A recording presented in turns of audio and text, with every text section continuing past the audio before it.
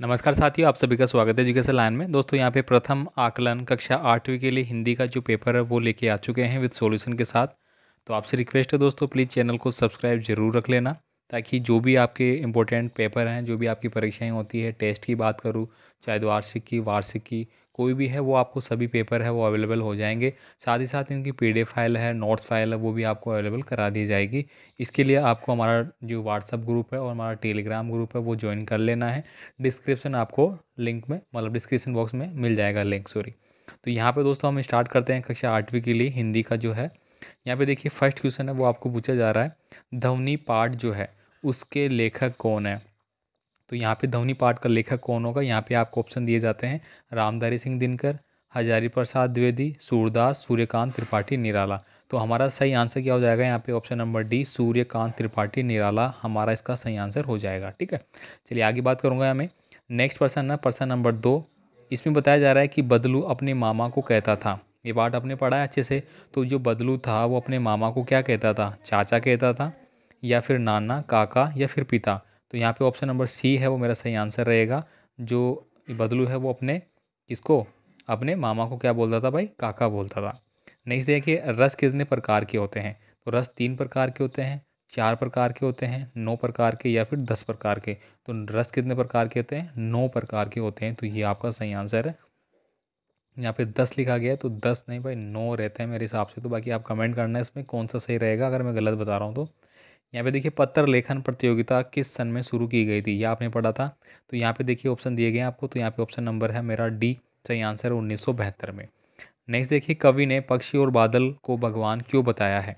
जो कवि था उसने पक्षी और बादल को भगवान की संज्ञा दी थी। तो क्यों दी थी, किसके कारण दी थी, रक्षक होने के कारण, चेला, मेहमान, या फिर डाकिया। तो डाकिया पार्ट आपने पढ़ा था, तो डाकिया के रिगार्डिंग ही इनको ये दिया गया था। ठीक है, तो हम पढ़ रहे हैं प्रथम आकलन कक्षा 8वीं के लिए हिंदी का जो आपके ऑब्जेक्टिव टाइप पर्सन है वो।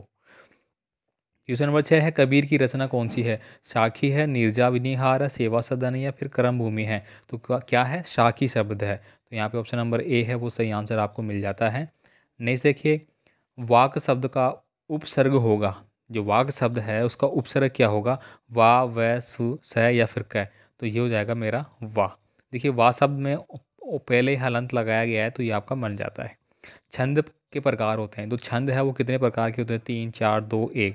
तो 2 प्रकार के होते हैं छंद हमारे। नेक्स्ट है क्या, भी बदलू अपना कार्य बैठकर करता था।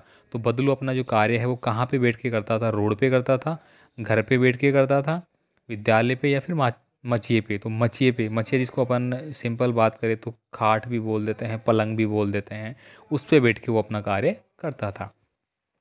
अभी किसका अंत ना होगा, अभी ना होगा अंत मेरा। ठीक है, दीवानों की हस्ती वाला पार्ट आपने पढ़ा होगा। तो बसंत का, प्रभाव का, कवियों का, कवि के जीवन का यहाँ पे। तो यहाँ पे किसका, वसंत ऋतु का आधार पे बताना है आपको। कवि के जीवन का अंत अभी नहीं होगा, जो कि दीवानों की हस्ती कवि का पार्ट जो आपने बसंत ऋतु पढ़ा था उसमें साफ साफ कहा गया कि अभी ना होगा अंत मेरा। ठीक है, तो यहाँ पे अगला मैं बात करूँगा, कवि पुष्प से क्या खींच लेना चाहता है। पराग, मिठास, खुशबू, और तंद्रालस लालसा। तो तंद्रालस लालसा है वो कवि इनसे खींच लेना चाहता है। मैं बीच में आपसे रिक्वेस्ट करूंगा, चैनल पर सब्सक्राइब नहीं किया है तो सब्सक्राइब कर लेना, वीडियो को लाइक ज़रूर कर देना। ठीक है, चलिए यहाँ पे बात करता हूँ। बाकी व्हाट्सअप और टेलीग्राम का लिंक आपको मिल जाएगा, साथ साथ इंस्टाग्राम भी मिल जाएगा, फॉलो कर लेना। कोई भी कमेंट है कमेंट कर सकते हैं, आप पर्सनली भी मुझे मैसेज वगैरह कर सकते हैं। कालिया कोमल में किस अलंकार का उपयोग हुआ है। तो यहाँ पे देखिए किसका हुआ है भाई, अनुप्रास अलंकार। अनुप्रास में क्या होता है, एक ही शब्द की पुनरावृत्ति बार बार होती है। तो अब देखिए कलिया कोमल में, तो यहाँ पे 2 है, कलिया कोमल, तो पहला क वर्ड है जो कि 2 बार रिपीट हुआ है, तो आपका हो जाएगा अनुप्रास।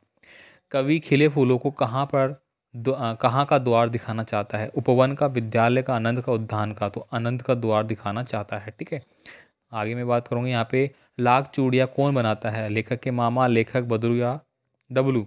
तो बदलू बनाता था भाई, मछिया पे बैठ के, अभी अभी हमने बात करी थी। ठीक है, नेक्स्ट देखिए यहाँ पे, बदलू प्रतिदिन कितनी चूड़ियाँ बना लेता था। तो बदलू दोस्तों प्रतिदिन है वो कम से कम 4 से 6 जोड़ी बना लेता था। तो मेरा 4 से 6 जोड़ी सही आंसर हो जाएगा। तो यहाँ पे 15 मैंने ऑब्जेक्टिव टाइप के प्रश्न पढ़ लिए जो आपकी प्रथम आकलन से रिलेटेड थे। ठीक है, तो चलिए मिलेंगे अगले पेपर के साथ, अगले इंपॉर्टेंट प्रश्नों के साथ। मैथ का रह गया आपका, सामाजिक विज्ञान का, साइंस का, और आपका संस्कृत वगैरह सारे आपको मिल जाएंगे। ठीक है, तो अपने दोस्तों को ज़रूर सेंड कर देना, वो भी फटाफट सारे प्रश्न पढ़े, इनको याद कर ले।